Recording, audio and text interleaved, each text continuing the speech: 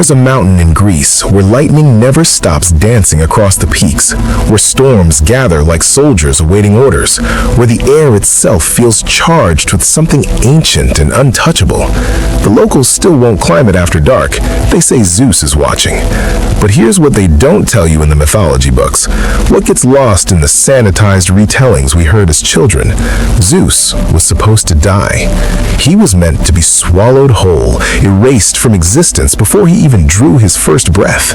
His father had seen the future and knew that one of his children would destroy him, so Kronos did what any terrified tyrant would do. He ate them, every single one. But somehow, impossibly, Zeus survived, and that single act of survival would reshape reality itself. Think about that for a moment. The most powerful god in the Greek pantheon, the figure who would come to rule the heavens and command the very elements, began his existence as a target for infanticide. His entire story is born from trauma, from the desperate gambit of a mother who had watched 5 of her children disappear down her husband's throat. Rhea wrapped a stone in swaddling clothes and watched Kronos devour it, believing he had finally eliminated the threat. Meanwhile, in a cave on the island of Crete, hidden away in darkness and secrecy, a baby cried. That baby was Zeus, and everything you think you know about power, about destiny, about the nature of gods and men begins in that cave. The ancient Greeks understood something we've forgotten in our modern world. They knew that power doesn't come from being born strong or destined for greatness. Real power comes from surviving what should have killed you. Zeus wasn't handed his throne. He wasn't born into peace and prosperity. He was raised in hiding, nursed by a goat named Amalthea, protected by warriors who clashed their shields and spears to drown out his crying so Kronos wouldn't hear. Imagine that existence. The future king of gods, dependent on the kindness of a goat and the vigilance of protectors who knew that one mistake, one moment of carelessness would mean the end of everything. This is where Zeus learned his first lesson. Survival requires cunning, not just strength.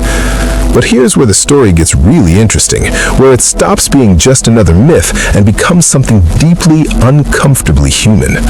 Zeus grew up knowing he was supposed to be dead.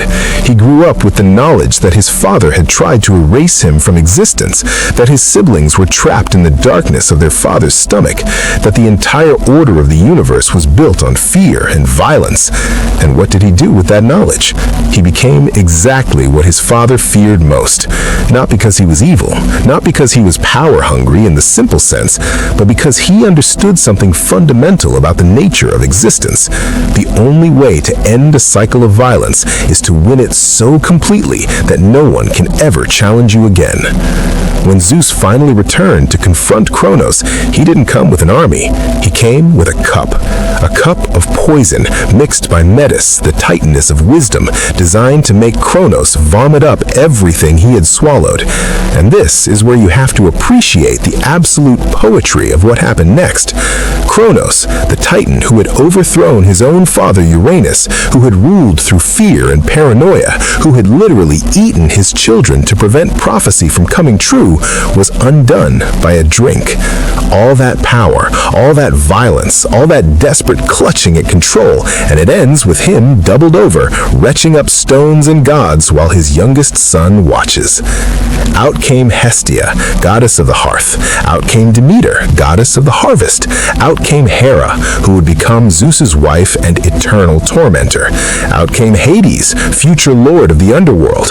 Out came Poseidon, who would claim the seas. They emerged fully grown, because in the logic of myth, time works differently in the belly of a titan. They emerged ready for war. And Zeus, the last to be born but the first to be free, became their leader not by age or by birthright, but because he was the one who had survived, the one who had returned, the one who had the audacity to believe that gods could be freed and titans could fall. The war that followed lasted 10 years. 10 years of gods and titans tearing reality apart, of mountains being thrown like stones, of the earth itself splitting open as the old order fought to maintain control and the new order fought simply to exist. And here's what the myths don't always emphasize. Zeus was losing. For most of that decade, the Olympians were outmatched. The Titans had size, experience, and the home field advantage. They had ruled for eons. They knew how to wield cosmic power. Zeus and his siblings were essentially refugees, rebels, the underdogs fighting against an establishment that seemed unbreakable. Sound familiar? But Zeus did something that changed everything. He went down past the roots of the world, down to Tartarus, the prison beneath the prison, where Kronos had locked away the Cyclopes and the Hecatoncheires, the 100-handed giants. These were beings so powerful, so terrifying that even the Titans feared them, and Zeus freed them. He walked into the deepest darkness and offered freedom in exchange for alliance. The Cyclopes, grateful for their liberation, forged weapons that would become legendary. The lightning bolt for Zeus, the trident for Poseidon, the helm of invisibility for Hades. The Hecatoncheires brought their 100 hands to the battlefield, throwing boulders like raindrops. The tide turned. The impossible became inevitable. When Kronos finally fell, when the Titans were cast down into Tartarus and locked behind gates that would hold for eternity, Zeus stood at the peak of Mount Olympus and claimed the sky. Poseidon took the seas. Hades drew the short straw and got the underworld. And the cosmos, for the first time in its existence, belonged to a generation that had fought for their place, rather than being born into it. Zeus became king not because his father handed him a crown, but because he had survived assassination, orchestrated a rebellion, freed the imprisoned, and won a war that everyone said couldn't be won. That's the Zeus that matters. That's the god behind the mythology. But power, real power, is a strange and corrupting thing. And this is where Zeus's story becomes less like a heroic fantasy and more like a tragedy in slow motion. Because the same qualities that made Zeus a revolutionary, that made him capable of overthrowing an unkillable titan, also made him incapable of ruling with the kind of justice his victory seemed to promise. He learned that survival requires cunning, that power demands constant vigilance, that the moment you show weakness is the moment someone tries to take everything from you.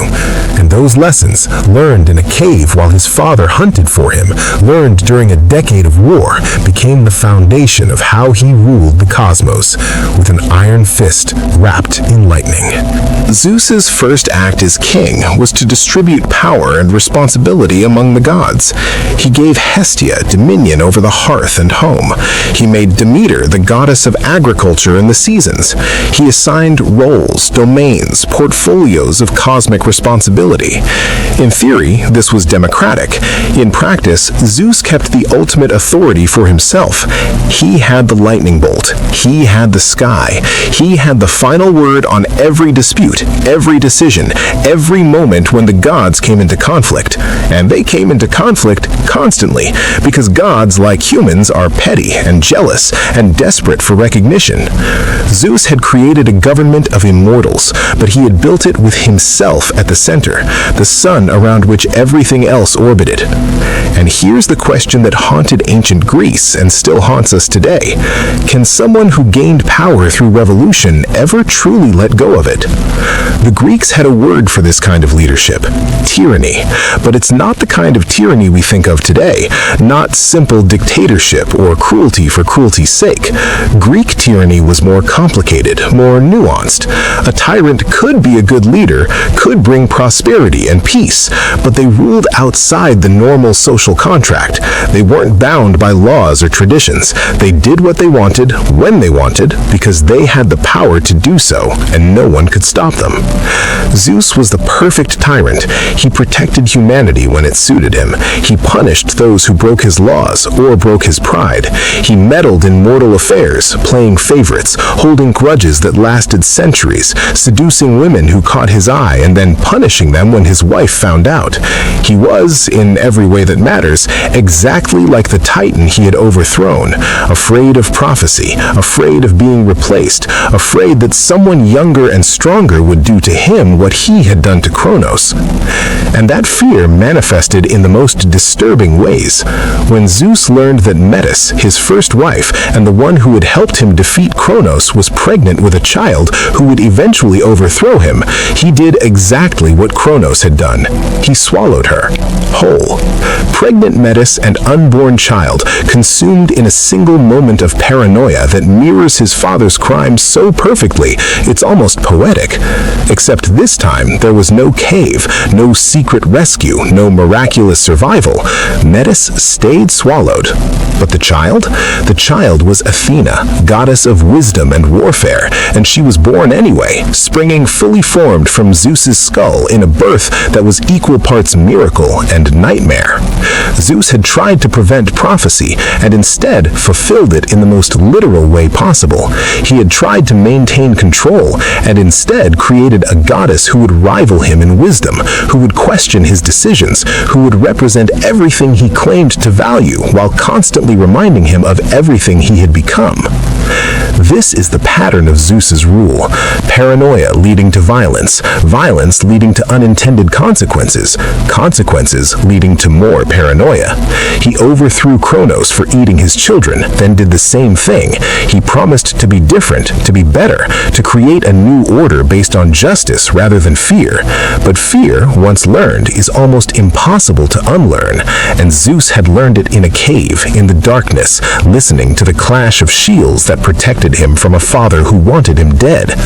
That fear was in his DNA, coded into the very essence of who he was, and it expressed itself in every decision, every relationship, every moment when he was challenged or questioned, or simply reminded that power is temporary and prophecies have a way of coming true.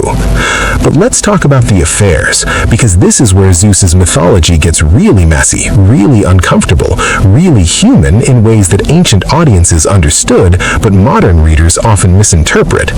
Zeus slept with everyone, goddesses, nymphs, mortal women, sometimes disguised as their husbands, sometimes as a shower of gold, sometimes as a swan or a bull or a beam of light. The list of his conquests reads like a catalog of Greek mythology itself. Leto, mother of Apollo and Artemis. Europa, carried away while Zeus was disguised as a bull. Leda, seduced while Zeus took the form of a swan. Danae, impregnated by Zeus as a shower of gold while she was locked in a tower. Io, transformed into a cow to hide her from Hera's jealousy. Callisto, turned into a bear. Semele, burned alive when she saw Zeus in his true form. The stories go on and on, each one a variation on the same theme. Zeus sees, Zeus desires, Zeus takes. Consequences follow. Modern readers often interpret these stories as simple misogyny, as evidence of ancient Greece's problematic views on women and consent.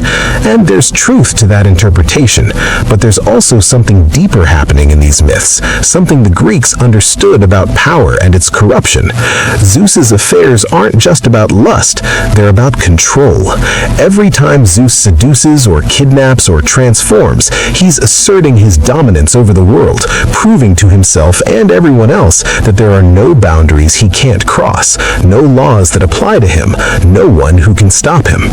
It's the behavior of someone who gained everything through violence and cunning, and who can't imagine a world where he doesn't need to keep proving his strength. It's the behavior of a survivor who never learned that survival and thriving are different things. And Hera, his wife, his sister, his eternal enemy and partner, understood this better than anyone. Their marriage is one of the great toxic relationships in mythology, a bond that's equal parts love and hatred, respect and resentment, need and loathing. Hera didn't forgive Zeus's affairs. She punished the women he slept with, cursed their children, turned them into animals and monsters and cautionary tales, not because she was cruel by nature, but because she was trapped. She was the goddess of marriage, the protector of families, the symbol of legitimacy and order, and her own marriage was a joke. Zeus flaunted his conquests. Hera retaliated against those she could hurt, because hurting Zeus directly was impossible. He was too powerful, too protected, too essential to the cosmic order. So she hurt the mortals and nymphs that got caught in his orbit, who became collateral damage in a war between gods that had no winners, only victims. This is the Zeus that ruled Olympus for ages uncounted, not the noble king of the gods we see in sanitized retellings, but a complicated, contradictory figure who was simultaneously the protector of justice and its greatest violator, who claimed to loyalty while betraying everyone around him, who claimed to be better than his father while repeating his father's worst mistakes. And the Greeks loved him for it, not in the sense that they approved of his behavior, but in the sense that they recognized him.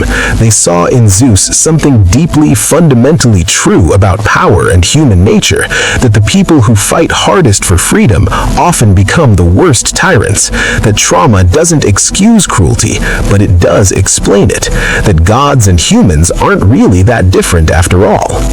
But here's the thing that makes Zeus's story ultimately more than just a cautionary tale about power corrupting. He knew. Somewhere deep down, underneath all the bravado and the lightning bolts and the divine authority, Zeus knew he was becoming his father. He knew the prophecy that had driven Kronos to madness was still hanging over his head, that eventually, somehow, a child would rise up and overthrow him just as he had overthrown Kronos. And he lived with that knowledge every day, for eons, unable to prevent it, unable to escape it, unable to do anything except try to control the uncontrollable and wait for the moment when everything would fall apart. That's a special kind of torment, the torment of the powerful who know their power is temporary, who have built empires on foundations they know are crumbling. And yet, in some versions of the myth, the prophecy never came true. Zeus remained king of the gods. The cosmos stayed ordered. The revolution that should have come didn't. Maybe because Zeus, unlike Kronos, allowed his children to live. Maybe because he distributed power instead of hoarding all of it.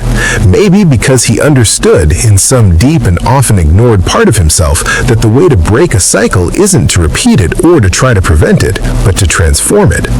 Or maybe the prophecy is still waiting, still hanging over Mount Olympus like a storm that hasn't broken yet, and we're all just living in the calm before Zeus's reign finally ends. The ancient Greeks built temples to Zeus on the highest peaks, placed his statues in the centers of their cities, swore oaths in his name, and asked for his protection in times of war. But they also told these stories, these complicated, messy, deeply human stories about a god who was as flawed as any mortal, who carried trauma and fear and the weight of impossible choices. They understood that the line between hero and villain, between savior and tyrant, between justice and revenge, is thinner than we like to admit, and they worshipped Zeus not because he was perfect, but because he was real in the way that power is always real, dangerous, necessary, corrupting, and absolutely unavoidable. So when you look at that mountain in Greece where lightning still dances across the peaks, when you feel that charge in the air that makes your hair stand on end and your heart beat faster, remember this: Zeus was never just a god, he was an idea. The idea that survival is the first law of existence, the idea that power comes from being the one who's still standing when everyone else has fallen, the idea that the moment you stop fighting, stop proving yourself, stop asserting your dominance, is the moment someone else takes your place. It's a dark idea, an exhausting idea, a tragic idea, but it's also, in its way, deeply true. Zeus survived because he was willing to do what others wouldn't.